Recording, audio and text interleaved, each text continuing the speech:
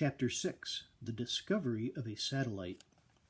With that, he turned and hurried through the gate, and the boys hurried along behind. Not for a second could they take their eyes from him, for never in their lives had they seen such a strange little man. It seemed as if he might float away at any moment. Or was it, David wondered, the way the breeze played through the few thin locks and lifted out the funny long gray gardening coat he had on? Then what a huge round pale head he had, and what a very small face, and enormous liquid eyes, and what thin spindling arms and hands. Now then, he said, darting around to his side door of his house, just slip your beautiful spaceship in here so she'll be snug and safe. This is the cellar where I grow my mushrooms. My family, for as long as I can remember, has earned its living by growing mushrooms for the markets, and so do I too. Fortunately, there is a very obliging man down the street who takes me in his car to the market 3 times a week with my boxes. So the spaceship was rolled into the darkness. There the boys caught just a glimpse of innumerable tiny white shapes that spread away, and away, a glimmering of hundreds of little bald heads that seemed miniatures of Mr. Bass's own. Then the door was closed and locked just as if the cellar contained a treasure, and the boys were led round to the front of the house again and ushered into the living room. Outside the windows the trees pressed close, and inside a wavering sea-green light filled the room like water. Maps of the heavens covered the walls, together with 5 or 6 large pictures in the color of planets of our solar system. They were paintings, but they were so real that you would have thought someone with a camera had stood on the very surface of those distant worlds and taken color photographs. There were the rings of Saturn, as though you had stood on Saturn itself and looked up into the sky. There were Martian landscapes and a terrible picture of Mercury, all baked and cracked with heat. There were 2 awesome pictures, one of Mars, an enormous pinkish orb webbed over its green canals, hanging in the black sky above Deimos, its satellite. The other was of a huge yellow Saturn, belted with darkness, the shadow of its rings, seen from the surface of its little rocky mountain satellite, Mimas. The boys stared at the pictures in silence. Then David turned to Mr. Bass, who was watching them with the greatest enjoyment. "Did you paint all these, Mr. Bass?" "Oh, yes," said Mr. Bass lightly, as though it were nothing at all. "It's a little hobby of mine to paint what I can imagine from the planets according to my observations and my mathematical calculations. But now," said Mr. Bass, settling himself into an enormous chair that made him look smaller than ever, and waving the 2 small boys to a low couch, "now at last I will tell you what has been on my mind." The boys sat down, scarcely able to believe that the great moment had finally arrived. Indeed, they could scarcely believe in Mr. Bass, and David kept wanting to reach out a finger and touch the little man, but of course he did not. "First," said Mr. Bass solemnly, "I want you to know why I put that notice in the paper.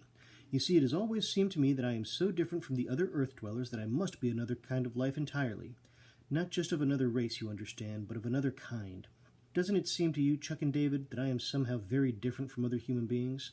"Oh, yes, Mr. Bass," agreed Chuck and David so heartily that their faces turned quite red with embarrassment. However, their vigor didn't seem to bother Mr. Bass in the least. He chuckled and nodded. "Absolutely different," he agreed. "What is more, all my people have been different, and they have always kept themselves to themselves with their own customs and stories handed down from father to son. Well, so you see, this set me to wondering if we, my people and I, might perhaps be of another planet together." Chuck and David gasped. "Yes, it seems to me that might be the very possibility. But of what planet, I asked myself.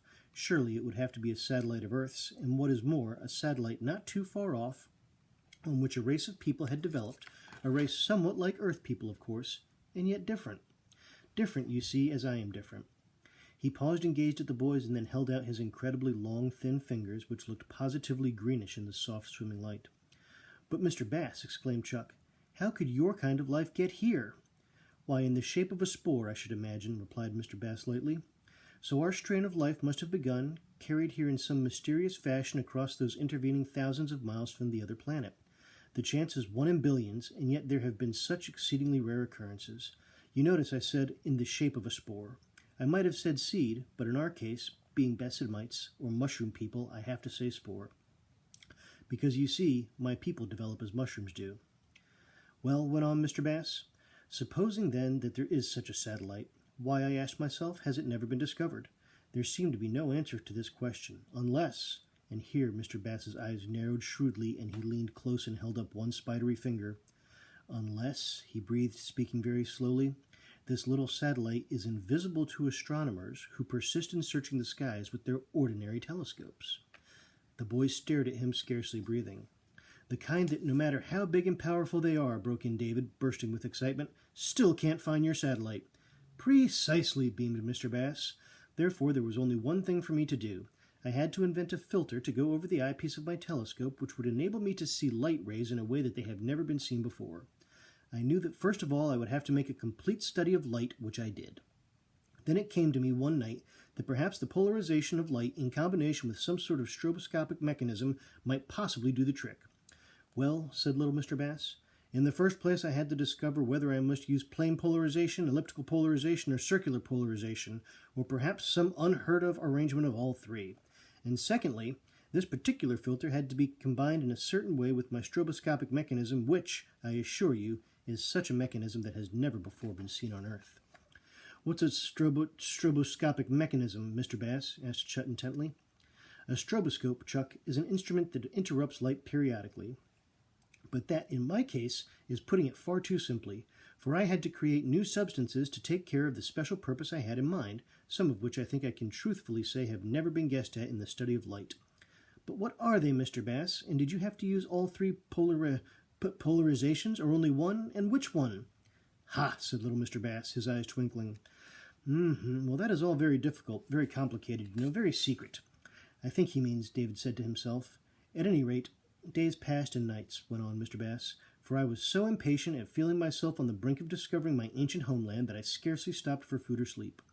One small problem, which I had thought would be the least troublesome, proved to be really staggering, but at last I hit on the answer that I had known almost instinctively would be there because it had to be there.